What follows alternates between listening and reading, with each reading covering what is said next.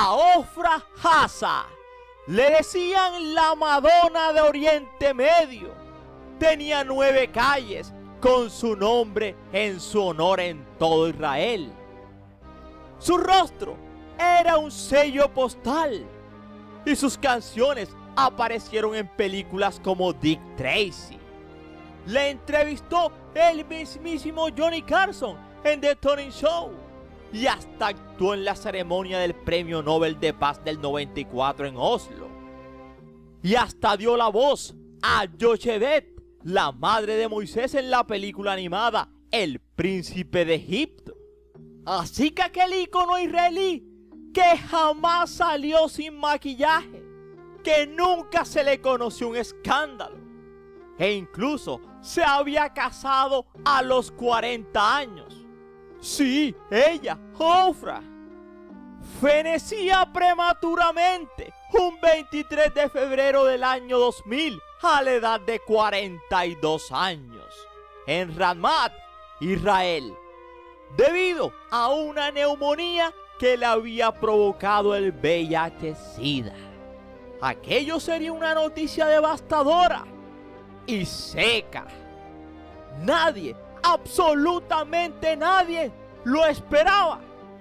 El público, cuando conoció la noticia, no lo podía creer. Las revistas lo dudaban. Los colegas guardaron un silencio cargado de respeto, de tristeza y de interrogantes. ¿Cómo aquel ícono? ¿Cómo aquella musa?, se preguntaban. Todo en una época donde dicha enfermedad era una carga de prejuicios. Así que decir que Ofra Haza mantuvo su vida privada en secreto sería quedarse muy corto. Más preciso sería decir vivió escondida. Pero sí, Ofra había llevado su enfermedad en privado con la misma dignidad con la que llevó su carrera. Nunca quiso compasión, nunca pidió explicaciones, solo seguía cantando. A menudo ella respondía que tenía novio, pero sus novios jamás aparecían por ningún lado. El primer hombre que presentó a los medios como novio oficial fue Doron Ashkenazi, un divorciado y padre de 2 hijos, con quien se casó en 1997. Al poco tiempo, se peleó con su manager de toda la vida y dejó que Doron manejara su carrera.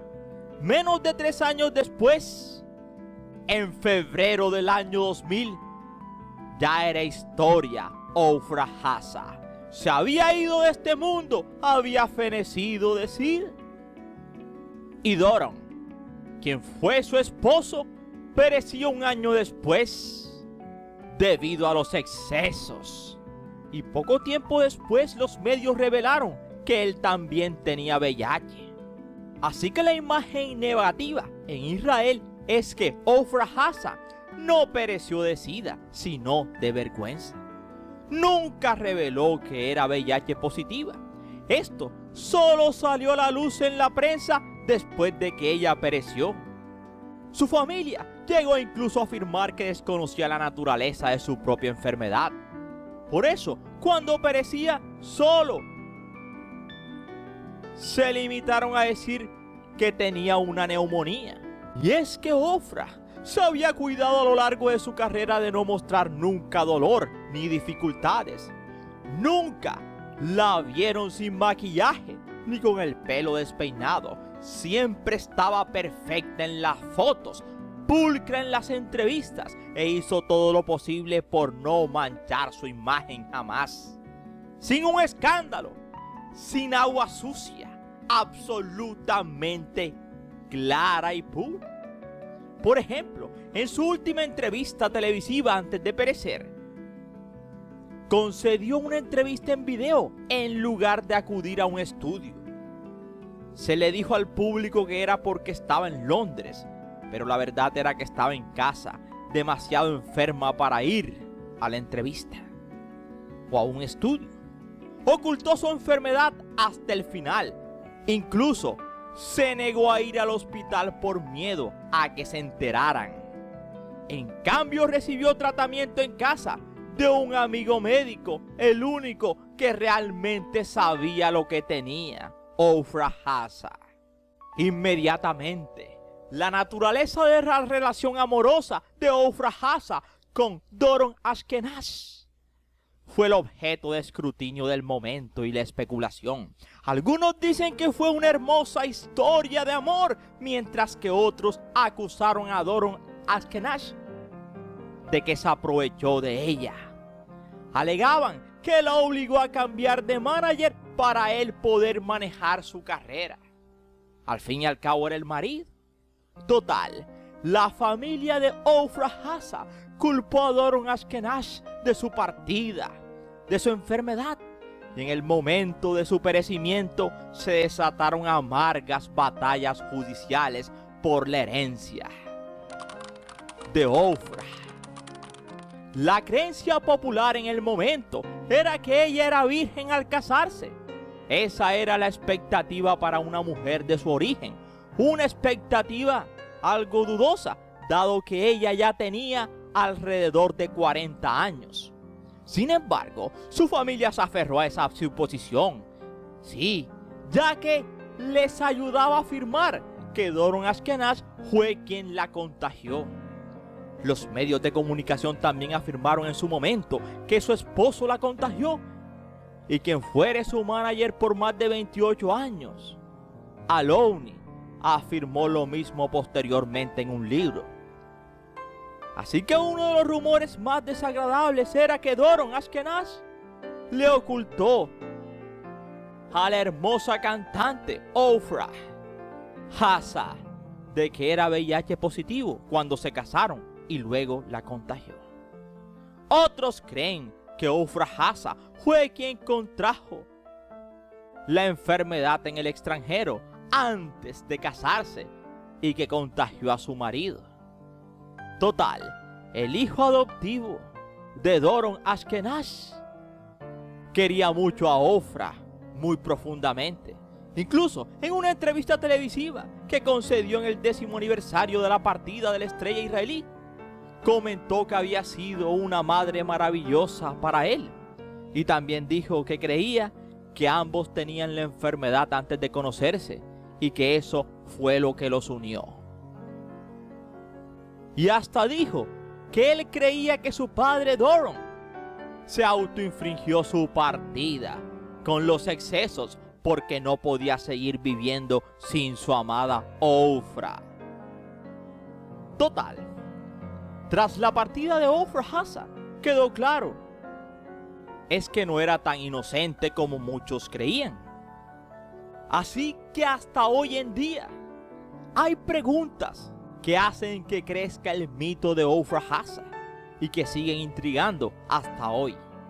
¿Cómo contrajo la enfermedad? ¿O tuvo alguna aventura? Son esas preguntas que rodaron en el aire durante más de 20 años. Tanto dio esas preguntas que tuvieron que hacer un documental y dividirlo en 3 partes, llamado Ofra, y emitido en el año 2020. E intentó, intentó desentrañar el enigma de la cantante, pero finalmente dejó más preguntas que respuestas. La serie exploraba la extraña relación de Ofra Haza con su representante durante 28 años, Aloni, quien se negó a participar en el documental. Y es que el punto clave del documental era que ella, Ofra Haza, se mudó a la casa de Aloni, ya que él era su representante y descubridor. Allá viviría junto a la esposa de Aloni y los hijos de Aloni, cuando ella tenía 14. Y él fue su manager y mentor durante la mayor parte de su vida. Y aunque no pasó nada raro, sino lo que hace un manager, lo cierto es que Aloni aisló a Ofra Haza del mundo, moldeó su imagen, le negó cualquier tipo de vida social y controló cada aspecto de su carrera y vida personal. Pero una amiga, productora de Ofra Haza, cuestionó aquello y contó una anécdota que cuando ella, Ofra, estaba en la cima de su fama, fueron a un club en Tokio donde estaba Grace Jones. Y Ofra se sorprendió al ver a Grace Jones salir de fiesta sin miedo a lo que pensaran los demás, y temía que Aloni descubriera que había ido a una discoteca. Era raro porque tenía más de 30 años en aquel momento. Pero en conclusión, el documental la definía como un ícono cultural y feminista, empezando porque había roto las expectativas familiares en las que nació. En lugar de casarse joven, tener hijos y ser ama de casa, como se suponía que debía ser, siguió su pasión e hizo lo que amaba, logrando una impresionante carrera internacional. Y aunque quizá no sepa quién era realmente sus raíces o su herencia, siempre se hicieron patente con su orgullo. En definitiva, lo que quedó fueron sus canciones, su voz y su radiante y hermosa sonrisa, que debería ser suficiente. Pero hoy hay muchos, aún que la escuchan sin saber su historia completa, y quizá no haga falta. Aunque dicen que sus últimos conciertos fueron más intensos que nunca, como si supiera que no habría más, como si quisiera dejar su alma grabada en cada nota, y quizá lo logró. Y fue por eso, porque no fue su forma de perecer lo que marcó su legado, sino su forma de vivir con arte, con clase y con el amor intacto por su público. Así que pereció joven, sí, quizá, pero su voz jamás perecerá. Así que si quieres saber un poco más, te invito a que te sientes, a que te relajes y que disfrutes del siguiente video. Somos 007 Ernie Videos, tu mejor opción, y gracias por preferirnos. Y recuerda que cada día somos más y que tú eres nuestra estrella. Mis estrellas, esas que tanto quiero, sueño y sé que ellas me quieren a mí. Mis estrellas.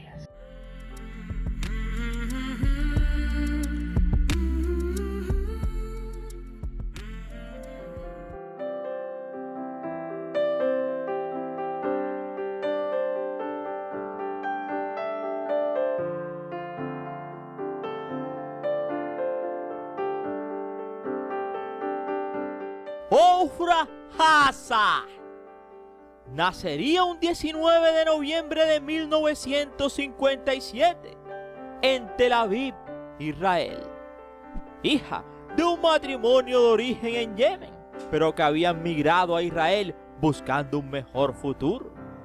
Crecería en el barrio obrero de Hatikva, al sur de Tel Aviv, en un hogar modesto, sin lujos. Pero la magnitud de la persona artística de Ofra es considerada la réplica perfecta, para muchos, de Madonna. Excepto que, dado el origen humilde de Ofra y sus fuertes convicciones religiosas, la diferenciaban un poco. Y no solo eso, sino que Ofra Haza es de las pocas artistas de pop mundial que jamás se plegó por sí misma a un escándalo ni a un asunto turbio para alcanzar el éxito o mantenerlo. Jamás hallaréis foto alguna de ella tomada, o una foto también despeinada o sin maquillaje. Nunca jamás. Tan solo con su voz y su talento se bastó para mostrar la riqueza de su legado histórico y cultural, no por ello implicándose menos en causas justas como la emancipación femenina, la equiparación salarial en una sociedad cerrada y muchísimas otras cosas. Sin embargo, a pesar de ser un ícono, no solo por su música, sino también por su idoneidad fuera del escenario, hizo que lo truculento de su prematura partida revelara un comportamiento bastante reprobable por parte del que fue su único marido, el empresario Doron Ashkenaz. Todos los dedos, incluidos el de su productor y mentor y manager, Aloni, apuntaron hacia Doron como último responsable. de su partida. Y fue cuando se supo también que se cambió varias veces de domicilio, Ofra, y también se alejó de su familia, y por supuesto que nunca recibió atención médica, porque ella temía contar que estaba enferma de dicha enfermedad. Así que al poco tiempo después de que ella pereció en febrero del año 2000, Doron afirmó para emancipar las aguas de que ella había contraído la enfermedad debido a una emergencia que se le presentó cuando estaba en Turquía y que en aquel hospital le habían aplicado varias inyecciones y que a través de eso fue que se contagió. Pero desgraciadamente, y conociendo la distraída vida nocturna que tenía el empresario, revelada por su ex esposa, porque cuando se casó con Ofra, él era divorciado y tenía 2 hijos. Doron se llevaría el secreto al más allá, porque perecía un año después de Ofra. Ofra, que era considerada todo un ejemplo e ícono cultural. ¿Y por qué? Porque su éxito fue en los 80, en un momento en que ya la gente estaba cansada del rock y el pop, y la gente esperaba algo nuevo, y ahí salía ella, con sus raíces culturales, con sus orígenes yemeníes, y por otra parte, su relación con la tradición. Y es que en aquellos países, las tradiciones son más arraigadas y se transmiten de padre a hijos. Así que cuando le preguntaban a Ofra qué pensaba de su música, y ella solamente afirmaba: mi canción es la fuerza del desierto. Porque para ella, su música era un puente entre la tradición yemení de sus padres y la realidad de sus vivencias cotidianas. Mi casa, mi idioma y mi mentalidad son israelíes, pero mi color de piel pertenece al desierto, como los bailes y las emociones también. Así que siento mis raíces que no pueden reducirse. Así de esa manera buscaba esa manera de llegar a más gente y conseguir un sitio para cada canción en la música del mundo. Y así era que en los 80 se convertía en un fenómeno de éxito mundial, vendiendo millones de copias alrededor del mundo. Y era que la particularidad de su música era algo exótico y raro. Cantaba sus éxitos en hebreo, en arameo, en inglés y hasta en árabe, abarcando desde himnos hasta canciones en defensa de la paz, siempre recordando su desierto y las penalidades de su gente.